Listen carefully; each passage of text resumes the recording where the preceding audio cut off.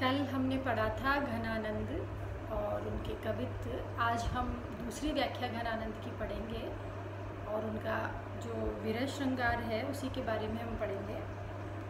भोर ते सांझ लो कानन और निहारती बावरी नेकुन हारती, कि यहाँ पर जो विरहिणी नायिका है उसकी जो स्थिति है, ऐसी नायिका का चित्रण घनानंद ने किया है कि प्रियतम की लगातार प्रतीक्षा करती है, परंतु प्रतीक्षा करते करते उसके आँखों से जो अश्रु बहते हैं उसके कारण जब उसका प्रियतम उसके सामने होता है तब भी वो उसकी छवि को स्पष्टतः देख नहीं पाती और जो अवसर आता है मिलन का वो भी वो गवा देती है। उसी के रेफरेंस में या संदर्भ में यहाँ पर घनानंद कहते हैं कि भोर ते सांझ लो कानन और निहारती, भोर ते सुबह से लेकर शाम तक वो जंगल की ओर, कानन जंगल की ओर, निहारती देखती है, बावरी नेकुन हारती, बावरी मतलब पागल मतवाली हो गई है, नेक न हारती, और वो बिल्कुल भी हारती नहीं है या थकती नहीं है। कहने का तात्पर्य ये है कि जो नायिका है वो अपने प्रियतम की प्रतीक्षा में भोर से लेकर शाम तक उस जंगल को देखती है जिस तरफ से वो प्रियतम कृष्ण आने वाले हैं गायों को लेकर। और सांझ ते भोर लो तारिन ताकि वो तारिन सो एक तार न टारती, सुबह से शाम हो गई है और सायंकाल से लेकर भोर हो गई है। तारिन ताक वो तारों को एकटक लगातार देख रही है। एक तार न टारती, एक तार न टारती मतलब एक टक भी वो निगाहें अपने आँखें वहाँ से हटाती नहीं है और निरंतर उसको देखती रहती है।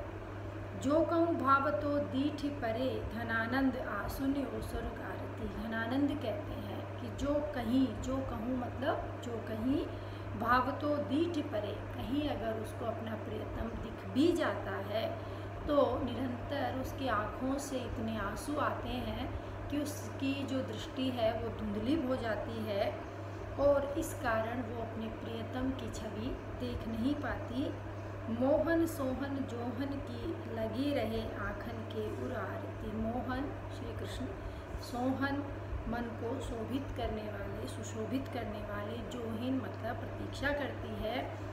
यहाँ पर वो प्रियतम के आगमन की आशा लगाए हुए है और यदि कभी प्रियतम उसको दिखाई भी दे जाते हैं तो लगातार आंसू बहाने के कारण वो स्पष्ट तो उनको देख नहीं पाती, उसकी दृष्टि धुंधला जाती है और मिलन का जो सहयोग का जो क्षण आता है वो क्षण भी वो गवा देती है।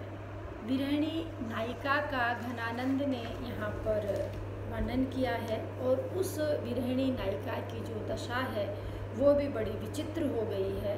वह प्रियतम कृष्ण को देखने की लालसा रखती है और उसकी आँखें उस ओर लगी रहती है। कहने का तात्पर्य ये रहा कि जो विरहिणी नायिका है घनानंद की, वो अपने नायक, अपने प्रियतम को देखने के लिए निरंतर प्रतीक्षारत है और उसकी आँखों से आंसू बह रहे हैं, तो जो अवसर देखने का आता है वो अवसर भी उससे छूट जाता है। अब विशेष में हम ये कहें कि सवैया छंद इसमें है, नायिका का विरह वर्णन अतिशोक्तिपूर्ण है। अतिशोक्तिपूर्ण इसलिए है कि सुबह से लेकर शाम तक, शाम से लेकर रात तक और फिर सुबह होती है तो नायिका यहाँ पर एक मिनट के लिए भी, एक टक, एक निमिष भी वो अपनी आँखों को झपकाती नहीं है। तो ये